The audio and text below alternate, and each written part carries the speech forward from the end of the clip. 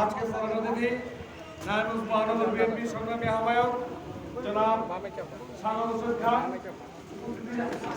প্রধান বক্তা রামপুরের কারণে চিন্তিত নেতা বিএনপির সংগ্রামী সদস্য সচিব জনাব আবু আলী সুলতান টিপু ভাই বিশেষ অতিথি হিসেবে উপস্থিত আছেন। আমাদের শ্রদ্ধেয় নেতা অ্যাডভোকেট জাকির হোসেন ভাই আছেন, মনির হোসেন খান সাহেব উপস্থিত আছেন, সদর থানা বিএনপির সংগ্রামী আহ্বায়ক মাসুদ রানা ভাই সভাপতি, ঠিক আছে,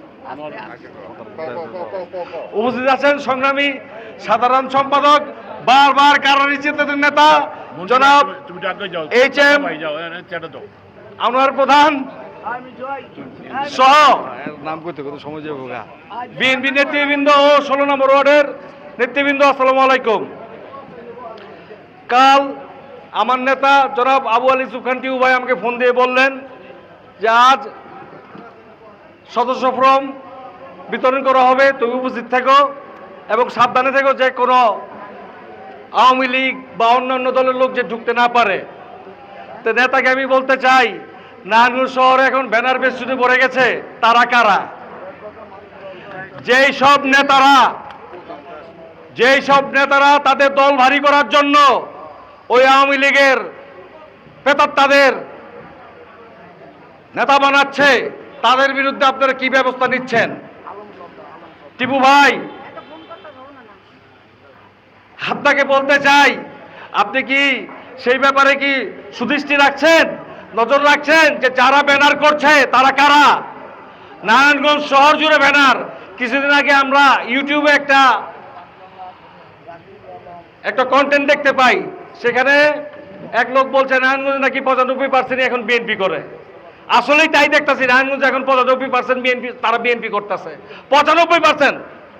অথচ বিগত আন্দোলনের সময় 10 থেকে 12 জন লোক, এর বেশি আমরা পাই নাই। 10 থেকে 12 জনের বেশি আমি লোক পাই নাই।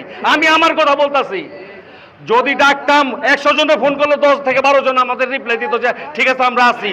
আর এখন দেখেন লোকের অভাব নাই, নেতার অভাব নাই। সেই হাইব্রিডদের কি অবস্থা করবেন, কি করবেন সেটা সুনির্দিষ্টভাবে আজকে আপনারা বলে যাবেন। সেই হাইব্রিডদের আপনারা কি করবেন? ধন্যবাদ। আমরা যারা প্রকৃত যারা তৃণমূলের নেতৃকর্মী আছে, তারা যেন কোনোভাবেই যে বঞ্চিত না হয় সেই ব্যাপারে আপনারা দয়া করে সঠিকভাবে আপনারা খেয়াল রাখবেন। এ বলে আমার বক্তব্য শেষ করছি। ধন্যবাদ। বাংলাদেশ জিন্দাবাদ, বাংলাদেশ জাতীয়তাবাদী দল জিন্দাবাদ, শহীদ জিয়া অমর হোক, তারুণ্যের অহংকার তারেক রহমান জিন্দাবাদ, দেশনেত্রী বেগম খালেদা জিয়া জিন্দাবাদ। ধন্যবাদ।